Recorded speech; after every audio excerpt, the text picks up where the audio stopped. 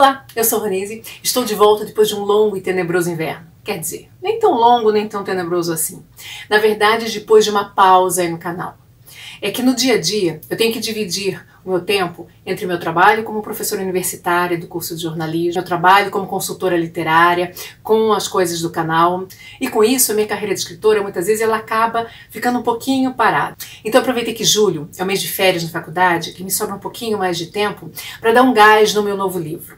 Eu estou escrevendo atualmente um romance juvenil de mistério. E ele andava meio parado, meio deixado de lado. Então acabei dando uma pequena pausa também no canal para poder me dedicar mais intensamente à escrita do livro. Mas voltamos agora à nossa programação normal. E voltamos com mais um vídeo do projeto Agatha Christie. Se você não sabe o que é o projeto Agatha Christie, vou deixar aqui nos cards o link para o vídeo que explica o que é e que, além disso, desvenda o código Agatha Christie. O que é o código Agatha Christie?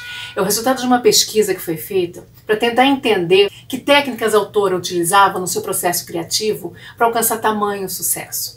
Então hoje a gente vem com mais um vídeo do projeto, na verdade o primeiro livro que vai ser analisado dentro do projeto Agatha Christie, que é o Nêmesis. É um livro que tem como protagonista Miss Marple, uma das detetives aí criada pela rainha do crime, e é um livro que foi lançado originalmente em 1971. E essa edição aqui que eu li é a edição da Nova Fronteira. Esse livro é um ótimo exemplo do subgênero do romance policial pelo qual Agatha Christie ficou tão conhecida, que é o chamado Cozy Mystery. Cozy Mystery é aquele mistério normalmente localizado em um ambiente fechado ou num ambiente pequeno, como de uma vila, um vilarejo, e que normalmente também a violência ela não é explícita. O crime ele acontece fora de cena. A gente fica sabendo que algo aconteceu, mas não tem cenas extremas, seja de violência, seja de sangue, mostrando corpos mortos espalhados pelo chão, nada disso. Então, esse é um subgênero do romance policial que a Agatha Christie ficou muito conhecida, e esse livro, né, que traz como protagonista a Miss Marple, é um exemplo perfeito desse tipo de subgênero. Esse livro, ele recupera um personagem que já apareceu em outro livro, que é o Sr. Raphael. O Sr. Raphael apareceu no livro O Mistério no Caribe, e nesse livro, na verdade, ele não aparece de fato, porque ele já faleceu, mas toda a história gira em torno dele, em torno do que ele deixou para que fosse feito pós-morte.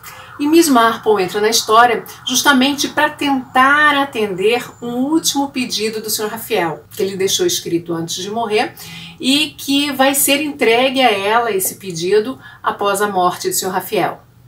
O problema é que o Sr. Raphael disse que gostaria que Miss Marple desvendasse esse crime, que é um crime que já aconteceu há algum tempo, né, o chamado Cold Case, é um caso que, na verdade, ele já foi julgado, ele já tem seu culpado aí condenado, mas o Sr. Raphael quer que a Miss Marple utilize toda a sua habilidade aí como uma detetive amadora para tentar descobrir o que realmente aconteceu, porque ele não está satisfeito com o resultado daquele julgamento na época. Só que ele não deixa nenhuma pista para Miss Marple sobre que crime é esse.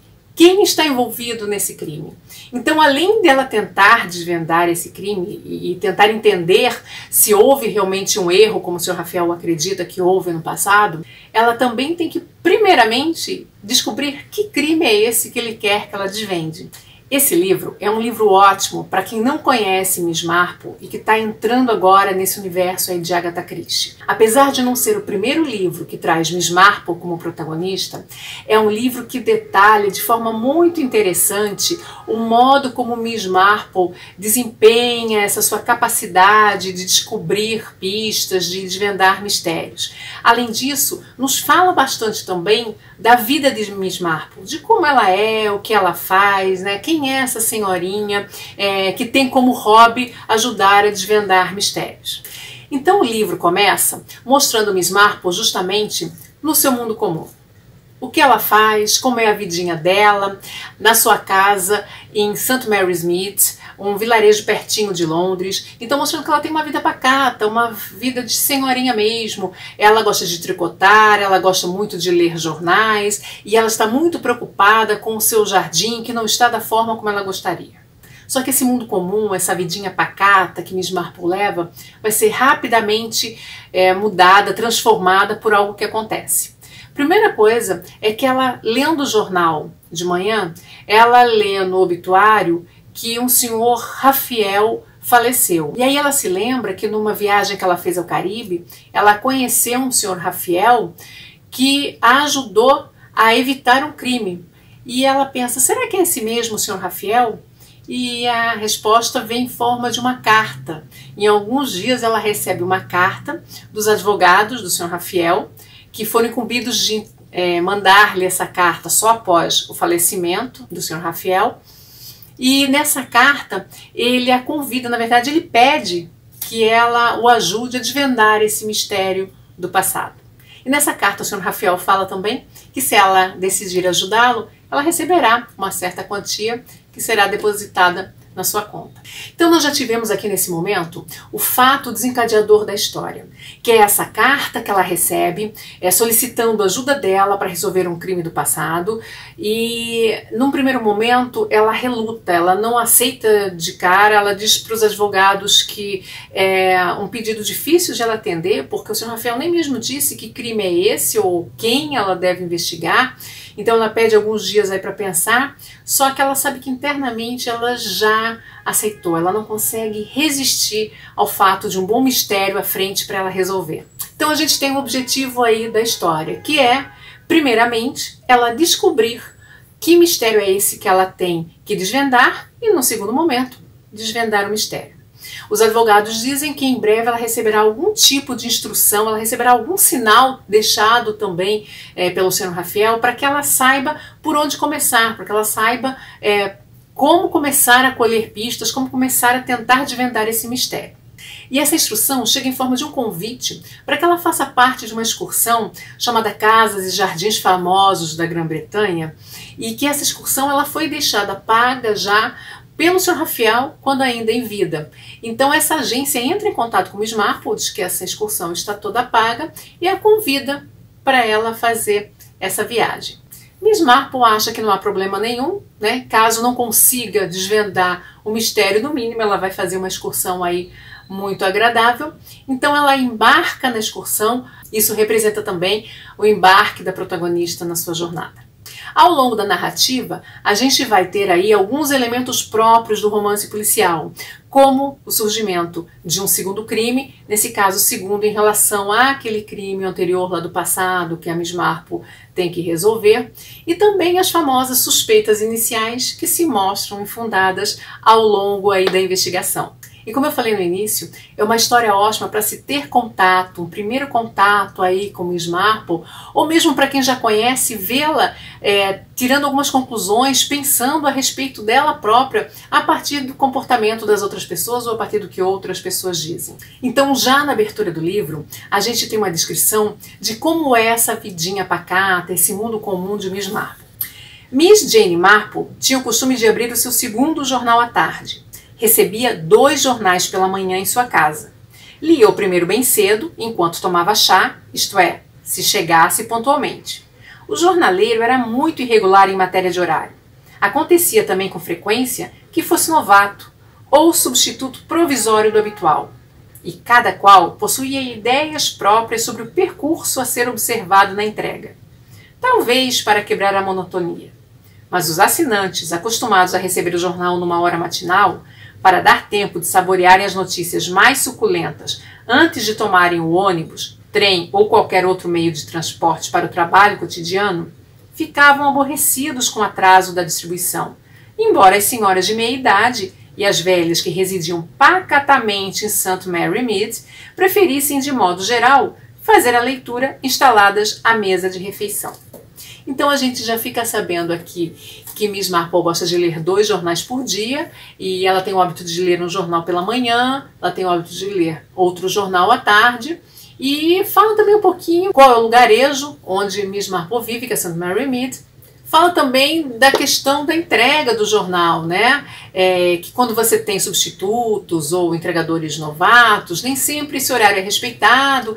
Então já dá um pouquinho a ideia dessa vida, assim, sem muito horário marcado, né? Sem muita rigidez, acontece ali no vilarejo onde mora Miss Marple. Mais para frente, nós vamos ter um outro evento que mostra aí uma certa tendência de Miss Marple a se confundir com o nome das pessoas. Isso é uma coisa que não é narrada, né? Isso vem em forma de diálogo. Isso vai ser útil mais lá para frente, quando ela confundir o nome de outras pessoas, quando ela estiver tentando se lembrar de alguma pessoa que pode ser importante para o caso que ela está investigando. A gente vai se lembrar que lá mais no início ela já havia feito essa confusão de nomes com outras pessoas, então é bem próprio dela, e esse fato pode ajudar a despistar um pouquinho a atenção do leitor para algum suspeito mais óbvio. Bom, melhorou muito, disse Miss Marple. O Inti já veio? Ah, sim. Bom dia, Edward, saudou o atual motorista dos táxis de Arthur, cujo verdadeiro nome era George. Olhe, eu quero que você me leve neste endereço aqui. Creio que dá para ir em menos de hora e meia.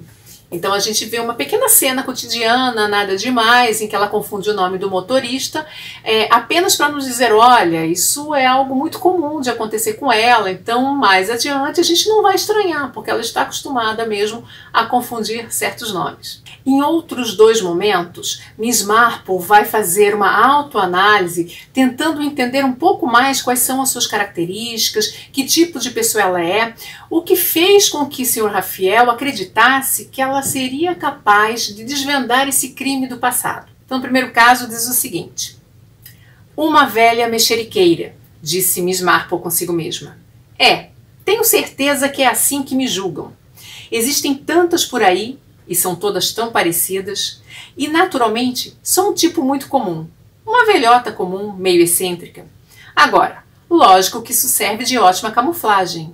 Ah, meu Deus, será que estou raciocinando pelo caminho certo?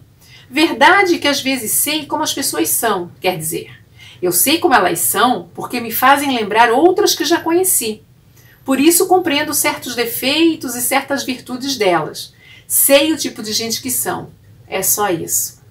Então, além de ela aqui tentar pensar como é que ela é vista, né? O que as pessoas acham dela? As pessoas devem achar que eu sou realmente uma velha mexeriqueira, uma velha muito comum, sem nada de especial. Ela também fala, não, mas eu tenho uma certa habilidade, que é entender as pessoas. Mas por que eu entendo as pessoas? Porque eu sei como determinadas pessoas se comportam e eu acabo comparando novas pessoas que eu conheço com essas que eu já conheço. Ou seja, o comportamento humano ele acaba se repetindo aí em algumas situações. Mais pra frente, a gente vai ler o seguinte. Miss Marple não duvidava um instante sequer de sua capacidade para descobrir coisas. Ela era uma dessas velhotas tagarelas avoadas que as outras pessoas esperam que conversem, que façam perguntas, que pareçam ser mera bisbilhotice. Falaria de sua infância e isso levaria uma das irmãs a falar sobre a delas. Falaria dos pratos que mais apreciava, das empregadas que havia tido, das filhas, primas e parentes, das viagens, casamentos, nascimentos e, sim, morte. Não devia demonstrar nenhum interesse especial ao ser informada de alguma morte, de modo algum. De maneira quase maquinal, estava certa de que sairia com a reação certa. Por exemplo, ah, meu Deus, que coisa mais triste. Teria de descobrir ligações, incidentes, episódios, para ver se surgia um que fosse sugestivo, por assim dizer. Poderia ter ocorrido ali por perto, sem nenhuma conexão direta com essas três irmãs. Então ela também aqui, né, através do narrador em terceira pessoa, mas do ponto de vista da Miss Marple, ele mostra ela pensando como ela vai fazer para conseguir determinada informação. Que é esperado que velhinhas sejam mexeriqueiras, bisbilhoteiras, que façam muitas perguntas. Então, se ela começar a fazer muitas perguntas, as pessoas não vão estranhar. E como é que ela deve reagir quando alguém falando de uma determinada morte? Então, ela vai passando aí na sua cabeça como é que vai ser esse processo de investigação, como é que ela vai chegar até as pessoas e, no meio da conversa, tentar arrancar algum tipo de informação que lhe seja útil. Em outro momento, ela agora num diálogo, ela volta a falar dessa capacidade que ela tem de reconhecer e identificar comportamentos humanos semelhantes. Não me considero boa julgadora dos outros, retrucou Miss Marple. Diria apenas que certas pessoas me fazem lembrar outras que já conheci e que por isso sou capaz de pressupor uma certa semelhança na maneira com que agiriam. Se o senhor pensa que sei perfeitamente o que estou fazendo aqui, engana-se. Aí a gente tem uma demonstração de qual é o modus operandi, né, dessa nossa detetive aí, da Miss Marple. Como é que ela analisa as pessoas que ela encontra pela frente, que estão envolvidas de alguma forma com aquele mistério, fazendo sempre uma comparação com pessoas que ela já conheceu, seja no seu lugarejo lá em St. Mary Mead, ou seja em alguma outra situação, algum outro crime que ela ajudou a desvendar. Ela reconhece padrões aí de comportamento, então ela consegue fazer suposições de como aquela pessoa iria agir ou reagir frente a determinadas situações.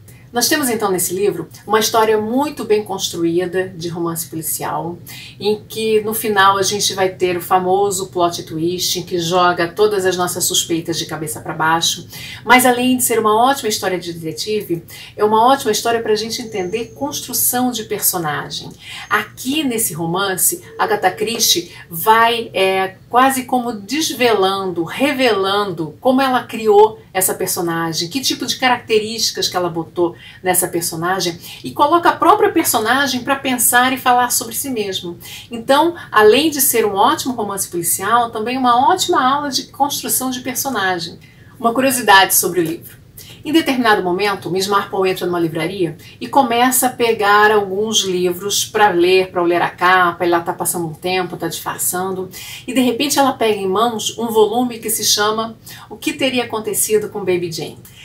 Esse é um terror gótico e psicológico lançado originalmente em 1960 e que quando Miss Marple olha e fala assim: ah, meu Deus, que mundo mais triste que a gente vive. Porque é algo que a choca naquele momento, esse tipo de literatura, esse tipo de livro. É curiosidade que esse livro foi lançado mais recentemente pela editora Dark Side Books com o nome O que Terá Acontecido a Baby Jane.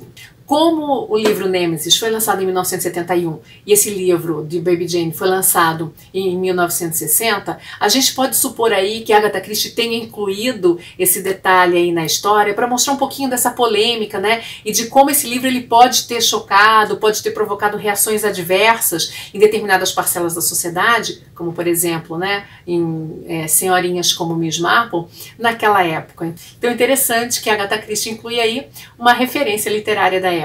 Se você gostou de conhecer um pouco mais sobre a história de Nêmesis e o processo criativo, a estrutura aí dessa narrativa, de conhecer um pouquinho mais também sobre Miss Marple, compartilhe esse vídeo para que mais pessoas possam ter acesso a essa análise. E se você se interessou e gostaria de comprar o livro, eu vou deixar o link para a Amazon aqui na descrição do vídeo. Lembrando que se você comprar alguma coisa aí pelo link, você está ajudando o canal. E vou deixar o link também para o livro Que Terá Acontecido a Baby Jane, da Dark Side Books.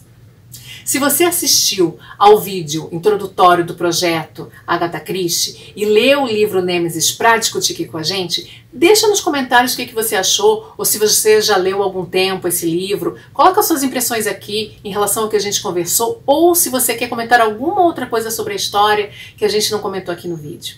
E o próximo livro do projeto Agatha Christie vai ser Os Crimes ABC. Dessa vez não mais com Miss Marple, mas com o protagonista Hercule Poirot.